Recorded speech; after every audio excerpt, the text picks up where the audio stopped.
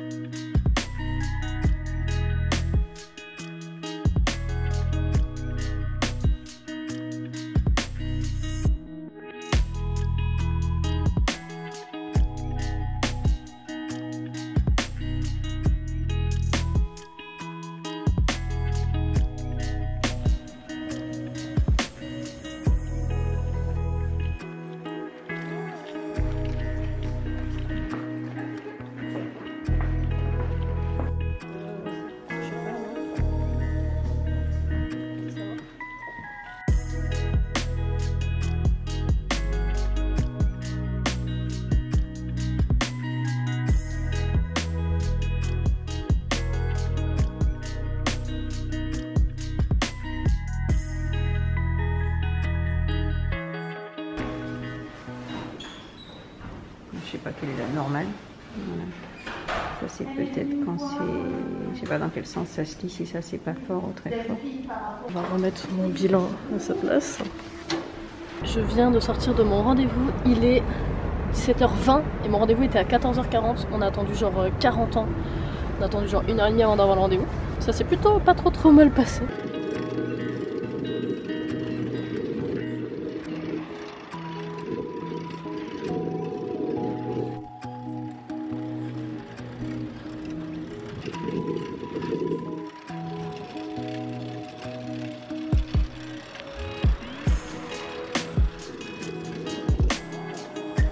Salut! On est de retour et je suis en train de faire à manger, j'ai ma plaque qui tourne et avant-hier c'est trop chiant, ça fait du bruit. Aujourd'hui on va faire des escalopes de dinde. Enfin pas vraiment des escalopes, c'est plutôt des émincés mais on va les faire paner. La ventilation de ma plaque s'est arrêtée et c'est beaucoup plus agréable. Ok, recette de cuisine du jour, il faut de la chapelure fine de pain de Tipiak, de la farine et des jaunes d'œufs. Je me suis fait un petit thé parce qu'il commence à faire super froid ici. Des mincées de dinde, on va les couper en un peu plus petits. Mon rendez-vous d'ORL s'est plutôt bien passé. Je pensais vraiment que j'avais quelque chose. Et au final, apparemment, j'entends bien des deux oreilles. C'est plutôt positif, je trouve. Dans un premier temps, j'ai passé des tests qui font écouter un bruit, genre aigu ou grave, et te font écouter hyper bas et pour savoir genre si à l'entendre. Et ensuite, ils te donnent une série de mots par oreille que tu dois répéter et qui te mettent genre vraiment pas fort dans l'oreille. Et apparemment, j'ai réussi le test. Alors que genre j'entendais pas tous les mots quoi. Ok, on va faire la chapelure.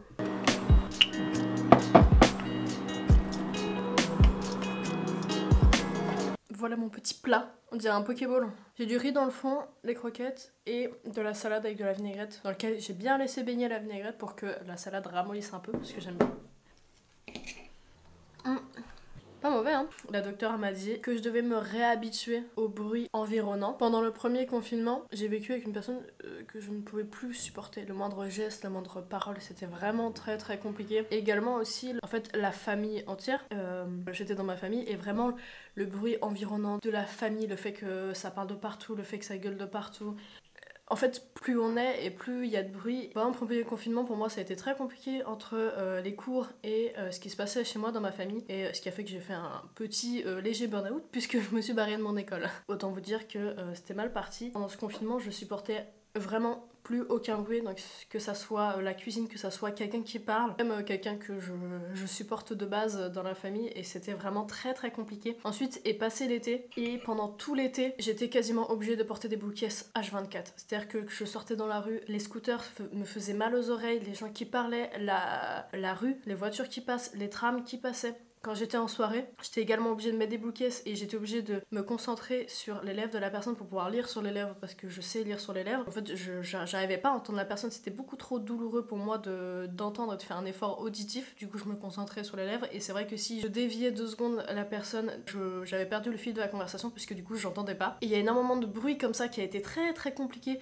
étant donné que je me suis éloignée du problème, du sujet principal ou de la personne qui m'a créé un peu ce genre de traumatisme parce que au final, c'est mes oreilles qui ont pris, très étonnant d'ailleurs. Le fait d'avoir mon atelier, le fait de me retrouver seule, ça m'a vraiment permis de pouvoir me réhabituer petit à petit au bruit. Quand je prends ma douche, j'ai plus du tout mal aux oreilles alors qu'il y a quelques mois, j'avais mal aux oreilles. Et au fur et à mesure, j'ai petit à petit réussi à m'adapter, à me réadapter au bruit environnant. Et c'est vrai que quand tu supprimes le problème, ça se résout au fur et à mesure. Aujourd'hui, j'ai encore quelques petites séquelles, on va dire. J'ai quand même des acouphènes. Donc j'ai des bruits dans les oreilles assez souvent. Et c'est vrai qu'il faut que j'arrive à me dissocier du bruit et à en faire abstraction ou alors à l'accepter. J'avais déjà un terrain mais rien d'alarmant.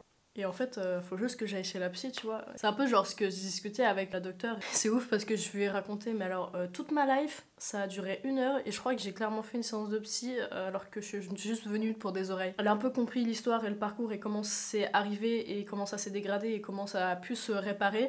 Et je lui ai aussi dit que j'étais hypersensible. Elle m'a dit que oui, clairement, avec le discours que je donnais, si elle avait pu me mettre hypersensible sur mon dossier, elle l'aurait fait, mais elle est ORL, elle est pas psychiatre. Elle m'a recommandé une psychologue ou une psychiatre qui est dans son service et qui pourrait me donner des conseils pour me réadapter au monde extérieur. Et c'est vrai qu'avec le confinement et le Covid, je suis beaucoup moins amenée à sortir. C'est vrai que du coup, ça m'a permis de pouvoir faire tampon et de pouvoir guérir un peu plus vite. Ça va, j'entends bien.